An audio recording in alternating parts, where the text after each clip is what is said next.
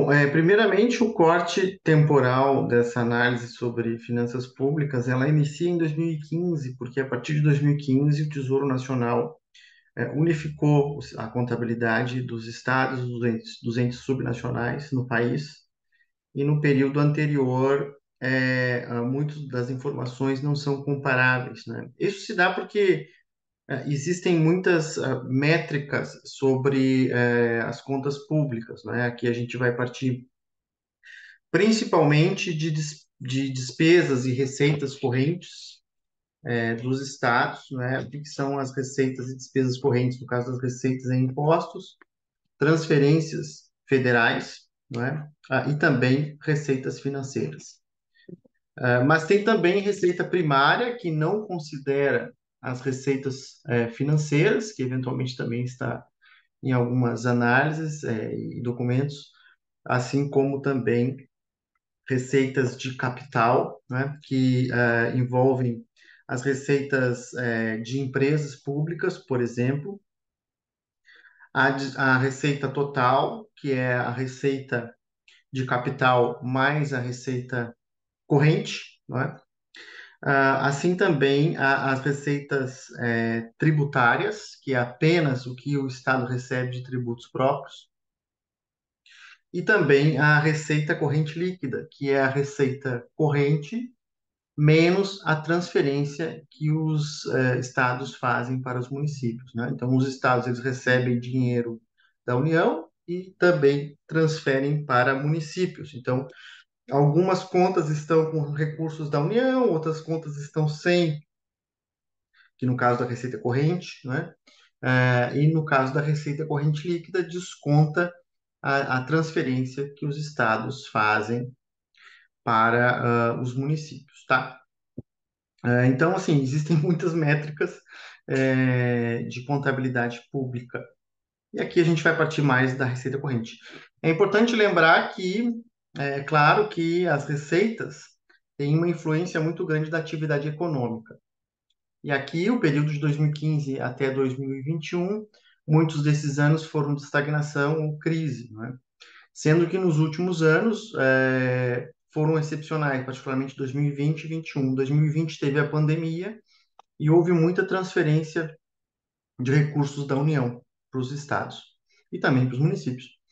Em 2021 houve um crescimento econômico, recuperação da pandemia e também houve elevação de preços de combustíveis e energia.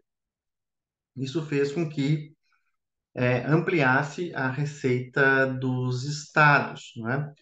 Porque boa parte dela é ICMS indexada a, enfim, a toda a produção, mas no caso de combustíveis tem um impacto enorme na receita, né? É bom lembrar que em 2022 isso reverteu-se, mas aqui a contabilidade vai até 2021, né? Então eles já sabem, não é, que houve uma reversão em 2022, redução de tributos de combustíveis e energia através de uma PEC que foi votada nacionalmente. Então, é preciso ter essa dimensão de que esses efeitos macroeconômicos, crise econômica e depois crescimento econômico e mudança de preços de combustíveis e energia impactou as receitas, né?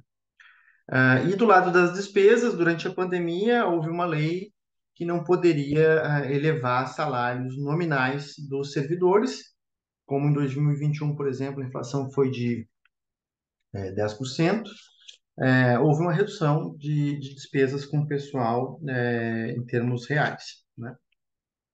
Então, isso é evidente, todos esses fatores influenciam todas as contas públicas, né, imensamente. Então, vamos dar uma olhada aqui, né, no caso das. Bom, os principais pontos, né, que eu coloco aqui. Primeiro, né, que houve uma recuperação do resultado orçamentário, né, a partir de 2019, isso é válido para todos os estados do país e também os estados do Codesul, né? Outro ponto que eu reputo importante é a questão do endividamento do estado do Rio Grande do Sul, em particular, porque trata-se de uma questão bastante difícil de longo prazo, né, e de difícil solução, né? E outra questão também, se recomenda, né, uma rediscussão do Fundo de Participação dos Estados em nível nacional, né? Então, primeiramente aqui, né, a relação entre todas as receitas, as despesas correntes e as receitas correntes dos respectivos estados em cada ano, não é? A gente nota que todos os estados têm uma trajetória de queda, sobretudo a partir nos últimos 2 anos, pelos motivos que eu falei anteriormente, 2020 e 2021, todos os estados uma trajetória de queda, né? Sendo que Rio Grande do Sul chega a 100% em alguns anos, a relação entre despesa e receita, né? Mas depois de uma trajetória declinante, lembrando que em 2022 isso se reverte um pouco, tá? Aqui, então, as despesas de pessoal, né, que são todas as despesas em cargos de pessoal, que também existem leis que dão parâmetros máximos, né, no caso a lei de responsabilidade fiscal. A gente nota o mesmo, né, uma trajetória de queda, particularmente em 2020 e 2021, né, em todos os estados do Codesul, sendo que Santa Catarina tem um patamar mais baixo, muito embora no último ano todos tenham uma certa convergência, não é? Aqui conta então o pessoal ativo e pessoal também inativo, a questão da não elevação salarial nos últimos 2 anos contribuiu também para que houvesse essa queda, tá?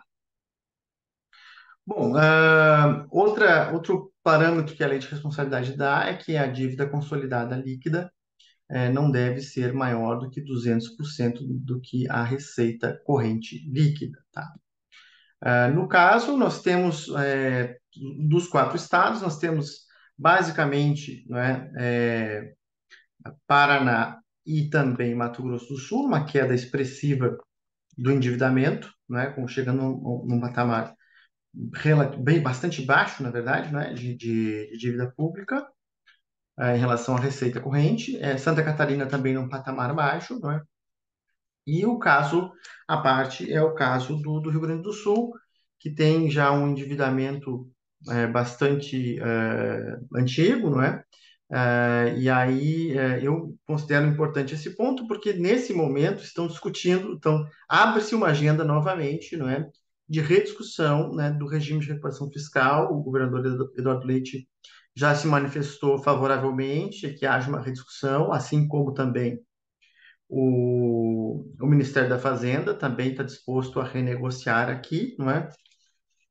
E, enfim, não é?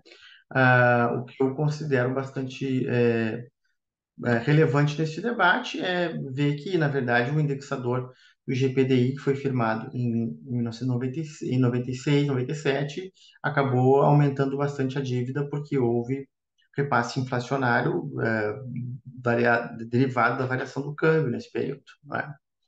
E houve uma renegociação em 2014, em que alterou o indexador retroativo a 2013, e nesse momento, com a possibilidade que se abre de uma nova discussão da dívida, né, poderia-se argumentar a favor de que houvesse uma mudança do indexador desde 98, sendo que no período que vigorou o GPDI, o IPCA foi 148 e o IGPDI foi 245%, uma mera mudança do indexador seria capaz de alterar o nível de endividamento do estado do Rio Grande do Sul.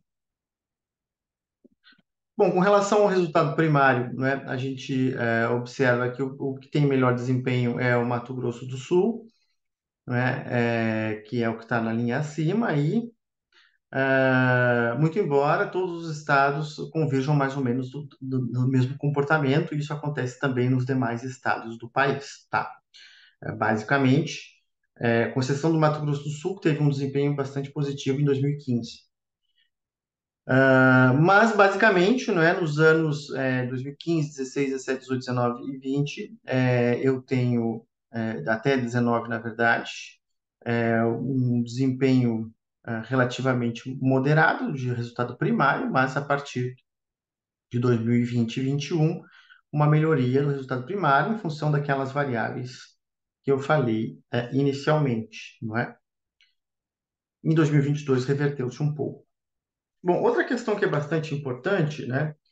E aí, como discussão no plano nacional, é o Fundo de Participação dos Estados, né? O Fundo de Participação dos Estados é é uma redistribuição de renda nacional, né, que não apenas distribui tributos federais para os estados, mas também tem o objetivo de reduzir a desigualdade nacional, né? O que aconteceu ao longo do tempo foi que, de fato, os estados mais pobres, né, se aproximaram em termos de renda per capita dos estados mais ricos.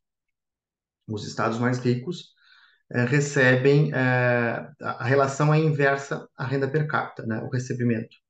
Os estados que têm uma renda per capita acima da média, né, têm um redutor de recebimento de recursos federais, né? No caso dos estados do Codesul, todos eles figuram entre os estados com maior nível de renda per capita, entre os 7 estados com maior nível de renda per capita. No caso, atualmente, Mato Grosso do Sul vem se aproximando, não é, dos maiores níveis de renda per capita, e Mato Grosso do Sul é o sétimo estado em termos de renda per capita. Rio Grande do Sul é o terceiro, que é o maior da região sul, mas todos os estados são mais ou menos próximos, nesse sentido, principalmente os 3 estados do sul, tá? O que acontece então é que esses estados recebem menos, em termos relativos, por ter um nível de renda per capita mais elevado.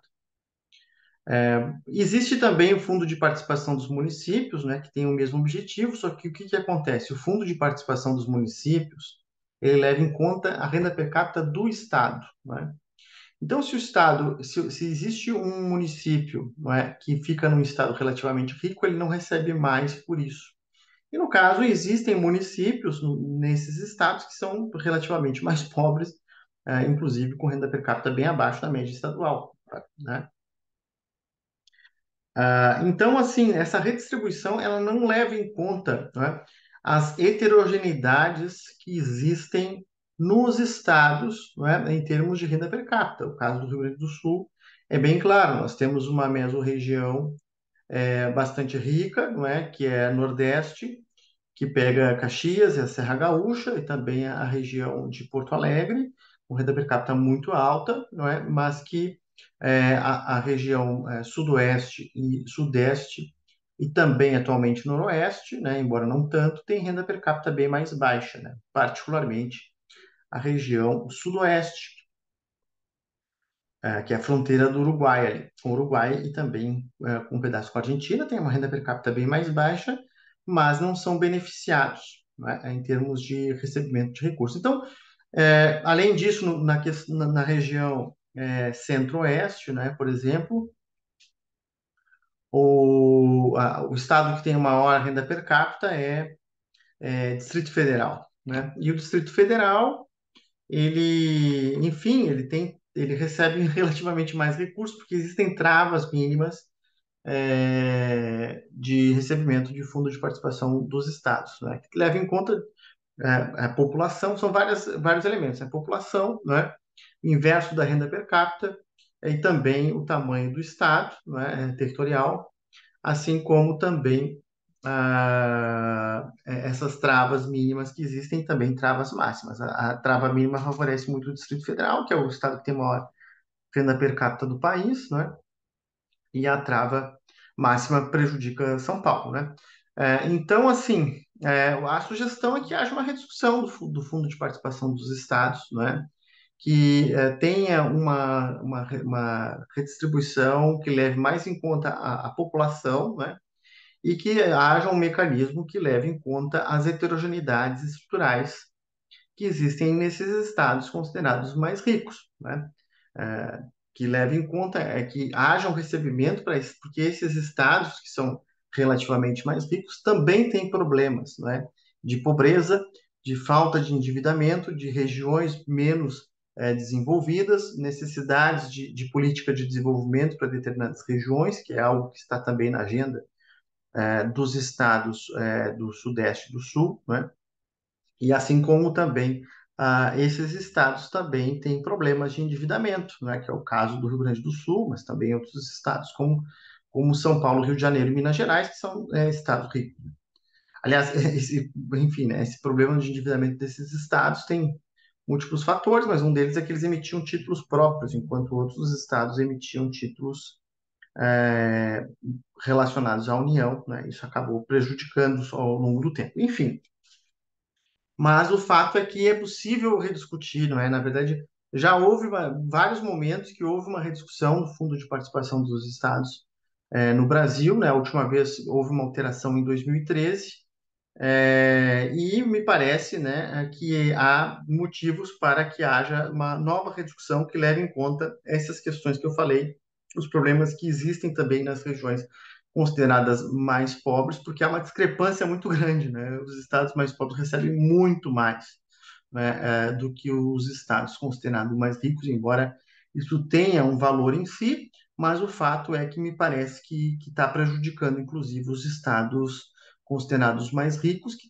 têm outros problemas, né? Além disso, existem fundos específicos para outras regiões do país, não é? Principalmente Sudã, Sudene e também Sudeco, para o desenvolvimento do Nordeste, da região amazônica e também do Centro-Oeste.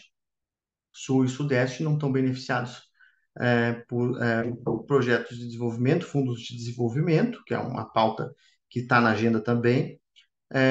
Mas, ao mesmo tempo, o Sudeste é bastante favorecido por ter centro do BNDES, centro da Petrobras, enfim, né, diversos organismos nacionais e políticas que são efetuadas nessas regiões que acabam sendo favorecidas, além da própria dinâmica ser, de fato, muito maior do que nos estados do Sul. Então, o Sul, nesse sentido, principalmente, os estados do Sul não estão favorecidos por nenhuma regra ou contexto, já Mato Grosso do Sul acaba se beneficiando pela SUDECO, né?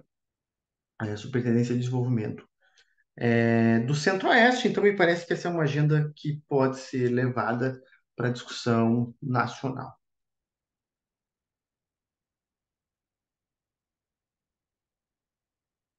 Aqui, a representatividade do Fundo de Participação dos Estados nas receitas correntes no ano de 2021, dos respectivos estados, é relativamente mais baixa, né?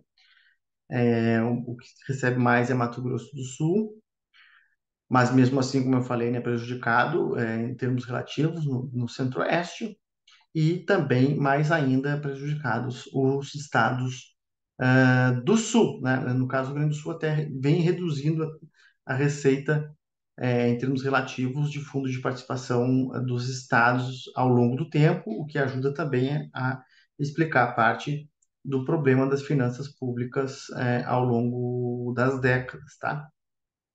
Há estados que o fundo de participação dos estados chega a representar 40% das receitas correntes, tá bom? Bom, falei ainda do crédito rural, né? Eu deixei um pouco de fora dessa apresentação. Basicamente, o crédito rural ele teve um pico em 2014, não é? Que está relacionado não apenas com a atividade econômica, evidentemente, mas também com o preço das commodities no cenário internacional, que caem a partir de 2014. E, em grande medida, o crédito não se recuperou, né, de patamar nos anos posteriores, nos diversos estados, isso vale para o Brasil também, não é? Mas chama atenção que o crédito rural ele é muito representativo nos estados do Codesul, não é?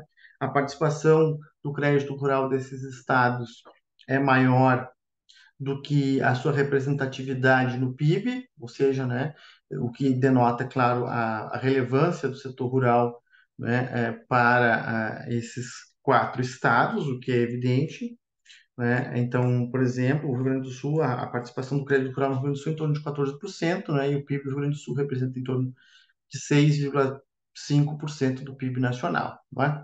Então, isso é válido para praticamente todos os estados, com exceção de Santa Catarina. Houve oferta de crédito rural, né? Mas, ao mesmo tempo, não houve demanda, né? Então, houve uma redução do crédito ofertado nesse período, mas não por falta de oferta, foi por falta de demanda mesmo, né? Então, a recomendação é que haja disponibilidade de crédito caso nós tenhamos uma elevação de produção agrícola, de preços agrícolas, de preços de commodities no geral, né, como ocorreu até recentemente, parece que está atrelado a isto e também com a própria atividade econômica, na medida em que eu tenho uma expansão da atividade econômica nesse momento e com possibilidade de exportações, parece-me que haverá uma maior demanda por crédito, né? Por fim, há o interesse de saber a participação, né, dos diferentes tipos de crédito rural, e aqui nota-se que crédito rural é crédito agrícola e também crédito para a pecuária, né, sendo que a agrícola é mais ou menos um terço, e a pecuária, ou melhor, pecuária é um terço e a agrícola dois terços, e o BRDE não financia crédito para custeio, não é? E grande parte, em torno de 60%, é para custeio, né? Eles financiam comercialização e investimento, e aí que estão as representatividades nos diferentes estados, em comparação com o Brasil, também a média do Codesul, né? Que é mais ou menos, enfim, em torno de 15% para comercialização, em torno de 20% para investimento, em torno de 60% para custeio, de acordo com os diferentes, enfim, estados. Então, é isto.